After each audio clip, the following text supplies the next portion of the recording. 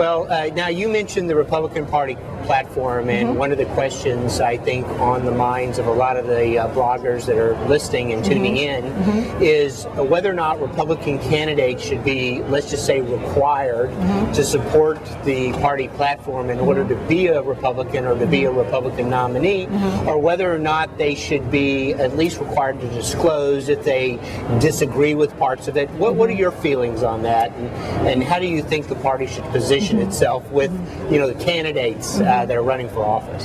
Again, I have to harken back to what my experience has been. As president of the Texas Eagle Forum for 16 years, I did put together scorecards at the end of legislative sessions. And I can tell you that there's one thing to hear a candidate talk about what his positions are when he's running for office.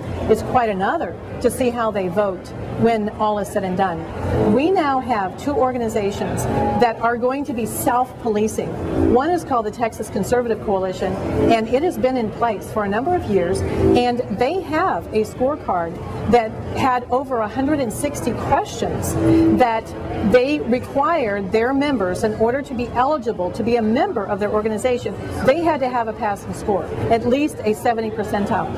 Now there's a new organization called the Independent Conservative Republicans of Texas that Senator Dan Patrick has started. We are so excited about that. They have 5 principles only. Those principles line up with our platform. They are now in the process of putting together a board within that committee in order to hold one another to account. So you've got a scorecard coming out of the House that's been there for a number of years, and you've got a new organization that's going to be doing that also in the House and the Senate. I mean, this is wonderful news. We're going to have accountability.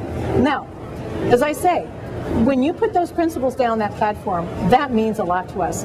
That's why this time I put State Representative Wayne Christian, who is a state rep from Central Texas, as chairing our platform committee, because these are not just platitudes. These are our principles, and I want to see him and other legislators embrace these principles and carry them all the way across the finish line, with bills being on the governor's desk.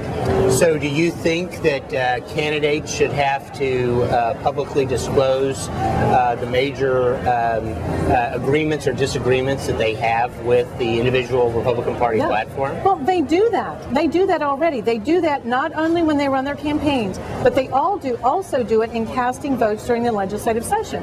It doesn't matter what they put on a voter guide. What matters is what their votes are. So when you say, do they have to sign that I agree with all of this?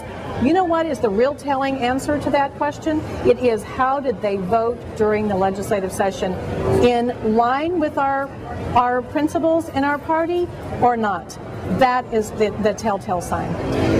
Cathie, tell us a little bit about your vision, I guess, assuming that you win the chairmanship if you're elected over the next 2 years. Do you believe that the state Republican Party, or let me put it this way, what are the major changes or major things that you want to implement in order to bring Republicans, ensure that they have a majority and elect more Republicans across the state?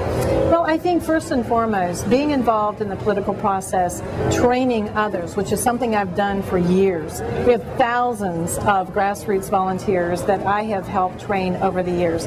We need to be out there with the grassroots, continuing to train them in the political process so that they can come join us, not only in getting Republicans elected, but also holding them to account after they win. And so my major focuses are going to be to keep our house in order as far as our finances. Raising $2 million in 7 months, that's not chunk change. And paying 41% off of that debt, and that's only in 7 months. We're going to get our house in order economically. That debt's going to be paid off very soon, I do believe. And then we are going to be out training the grassroots. We are going to be out recruiting new candidates because, as you know, 2 years from now, we're going to be looking at a pretty major election. And I want to make sure that we have the best candidates out there for these new grassroots people to work for and to elect and then to stay with them so that we can help them even after they win those elections. Well, Cathie, thank you very much. Is there anything else that you want to tell the delegates to the State Republican Party convention before the election, which I think is on Saturday? Yes. I think that what they need to know is that a lot of the information that they've heard before now is a result of one thing. I have almost 30-year record out there doing things in the Republican Party. So if they're going to find something that they're going to have to pick away at and say, this is what distances me, then they're going to have to find something that Cathie didn't create. And so they have decided to focus on the numbers, the debt that I inherited. But they can talk about that all day long. The results are here. I have done a very good job of fundraising, over $2 million in just 7 months. This convention is paid in full as we walk in the door. So the only issue that you might have even had a question about might be something concerning our finances. All we have here at this convention is good news concerning finances. The rest of the record, I am pro-life. I have gone out there and I have fought the fight, not only in the trenches with the grassroots, but I've been in those halls of the legislature, and that's why I've been called the most effective lobbyist, actually, for causes over the past five legislative sessions, 5 years.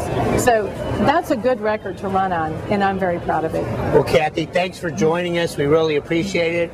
We're here with Cathie Adams, current chairman of the State Republican Party and candidate for State Republican Party chairman, and we're at the Convention Center live from Dallas, Texas, and we'll be back in a minute with our third candidate for Republican Party chairman. Thank you. Appreciate it. Thank you. Thank you for Appreciate coming. it.